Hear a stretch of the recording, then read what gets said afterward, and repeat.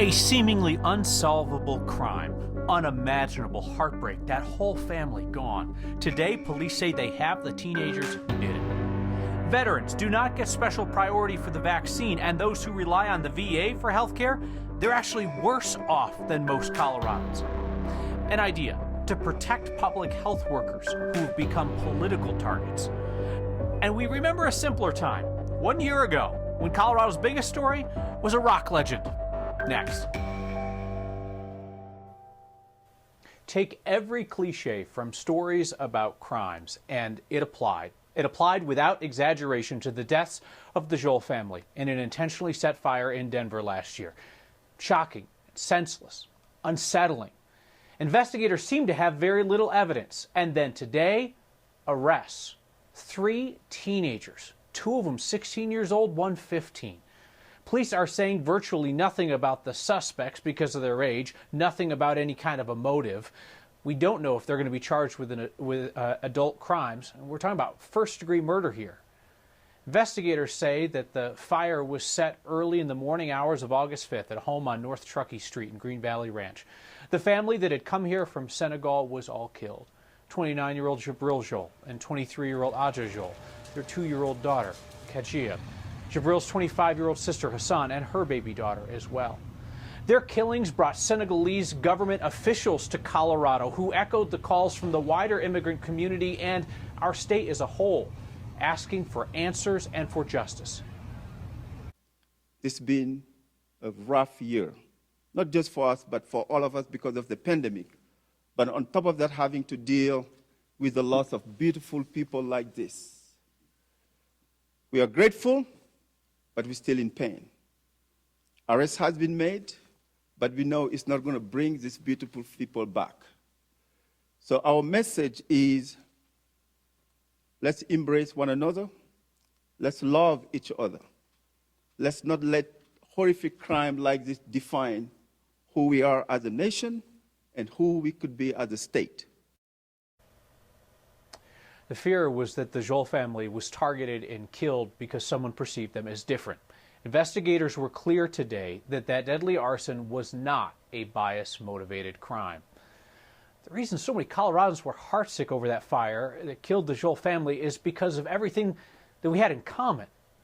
They're an extended family with 2 young kids working hard to find success and happiness on their path through life, asleep in their beds one night when somebody set fire to their home.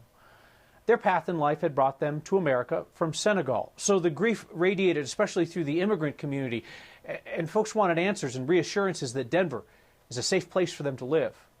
Now, arrests are not convictions, but they are a step along that path. And a pretty astonishing one, frankly, considering how little it seemed that law enforcement had to go on. If this case holds up in court, Denver police and their partners deserve enormous thanks and credit for bringing a grieving community closer to justice and to some sense of peace. We've been hearing from veterans lately, frustrated at how hard it is to get the COVID-19 vaccine. One man told us he gave up on the VA system and turned elsewhere trying to get it. That's not the worst idea. Even the VA admits it. Here's our Anusha Roy.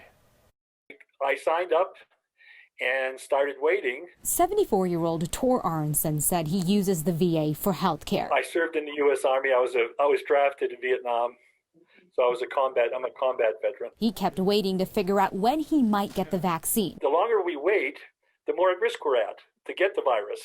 And the more risk we're to get the virus, the more risk we are to get seriously ill or even die. He said he kept asking if he should go somewhere else to get the shot. Expected them to take care of me. Finally, Aronson said he gave up and is getting vaccinated outside the system Monday in Thornton.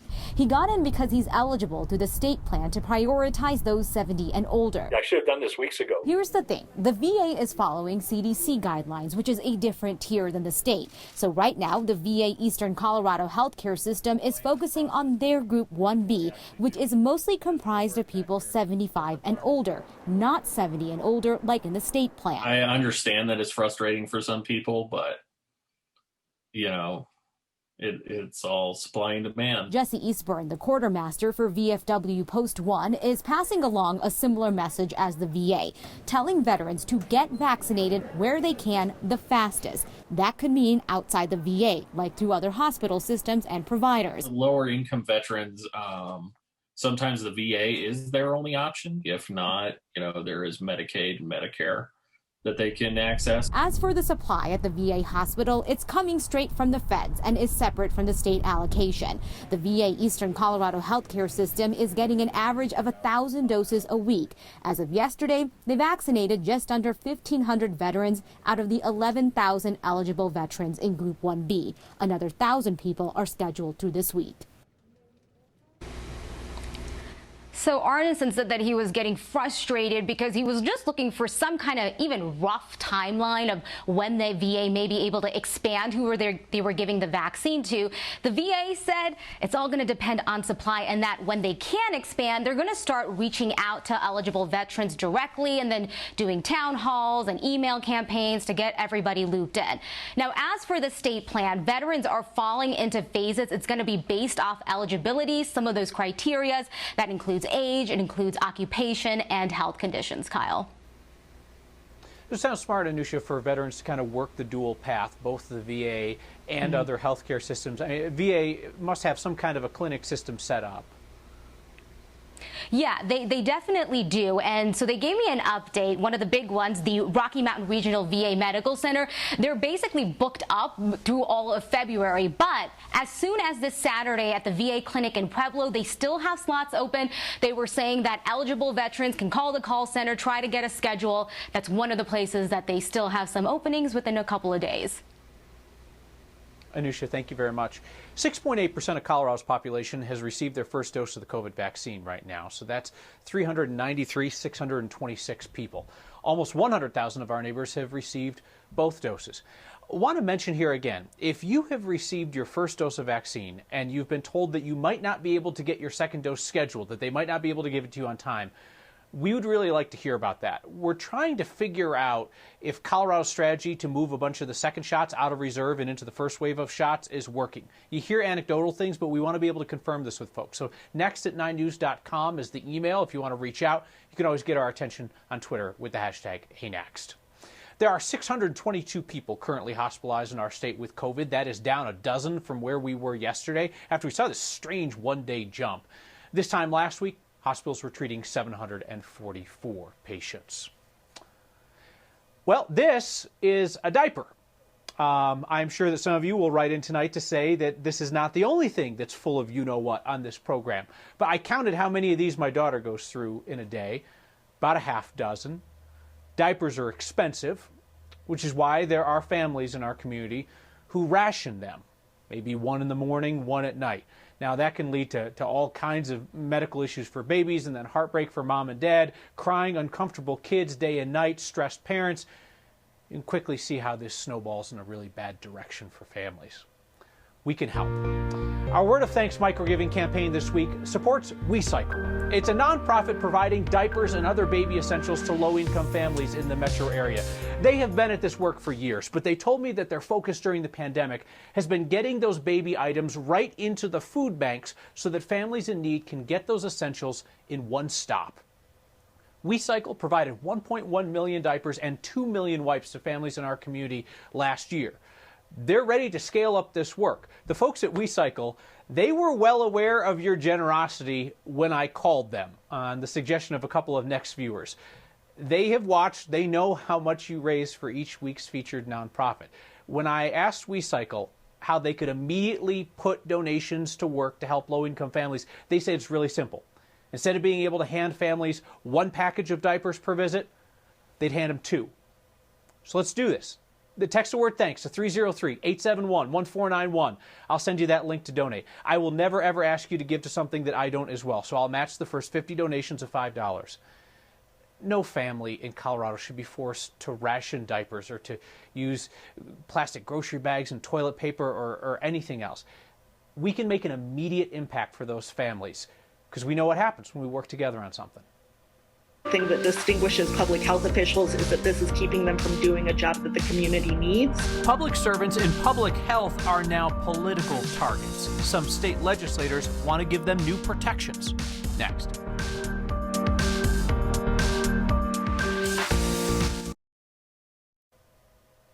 We've seen public health workers in Colorado threatened at home, doxxed by political leaders who are retaliating for COVID-19 restrictions.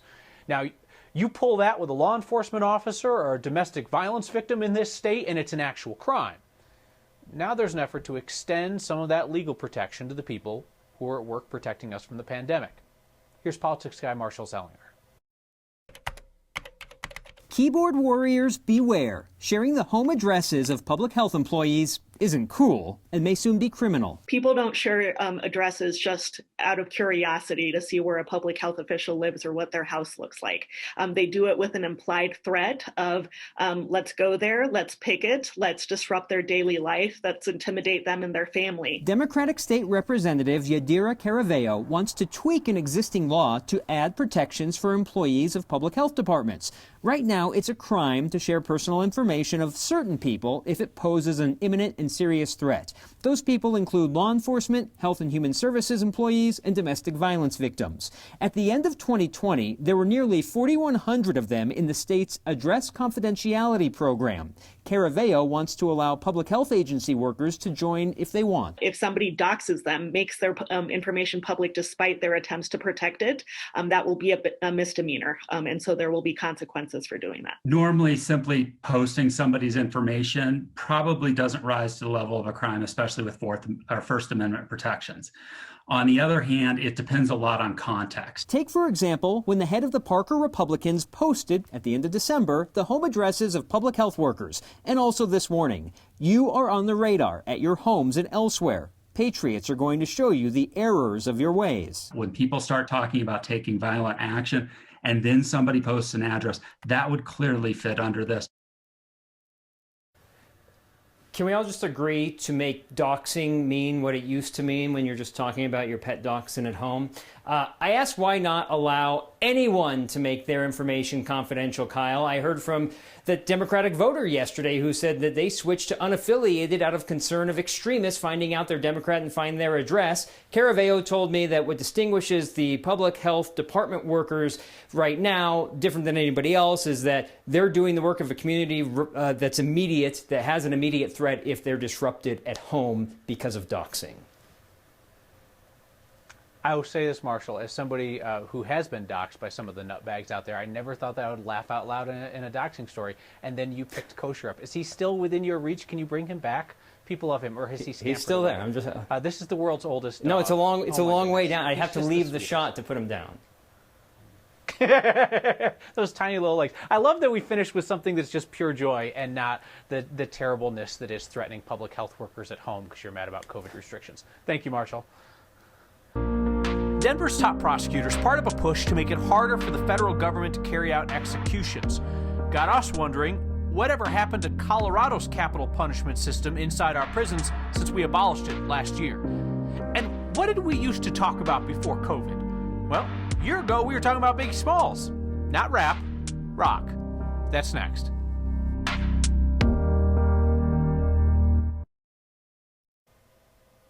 The federal government's death penalty spree is over with the change in administrations, but I mean that could change as quickly as a pro-death penalty president comes back into office. So there are prosecutors across America asking the Biden administration to go in and dismantle the federal capital punishment system. Denver DA Beth McCann is on board with this. They want the federal death sentences that currently exist to be commuted, and they want to see the federal death chamber in Terre Haute, Indiana, dismantled. Got me wondering what Colorado did with its death chamber that hadn't been used since 1997. The death chamber at the Colorado State Penitentiary in Canyon City is still there.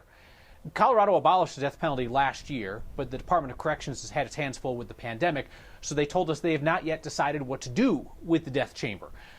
The DOC has not had people designated to carry out executions in Colorado for years. I mean, this is even before the state legislature officially decided to be done with the death penalty. When the death penalty was abolished, the sentences of the 3 men on Colorado's death row were all turned into life in prison. They are currently at 2 different prisons down in Canyon City.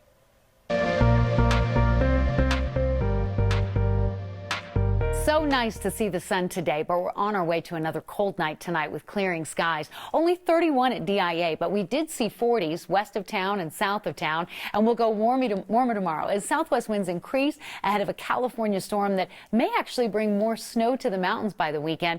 We're looking at a bit of a wind event here on Saturday. Not tonight. Calm winds, clear skies, and a low of 23. Sunny and almost 50 tomorrow, close to 60 Friday. Mountain snow over the weekend. Denver's a little bit cooler on Saturday, but I think our next chance for snow will come in Tuesday night into Wednesday.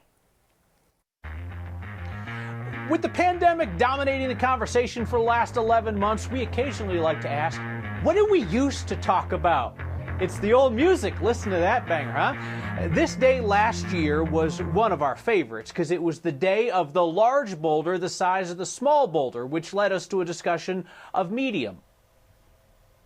The San Miguel Sheriff's Office tweeted that Highway 145 today was blocked by a, quote, large boulder the size of a small boulder.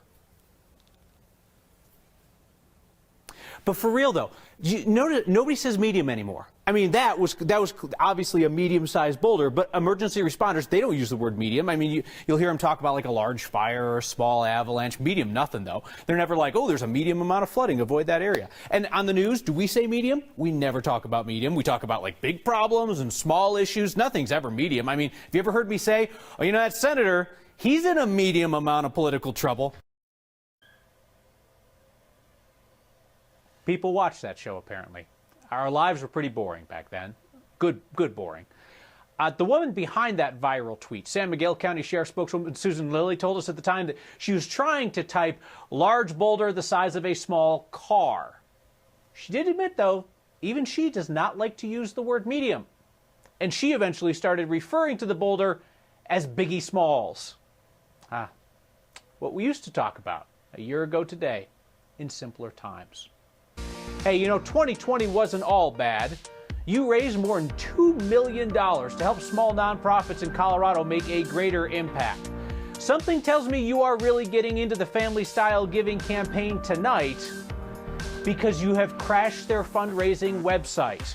We'll talk about that right after the Stonk Report next.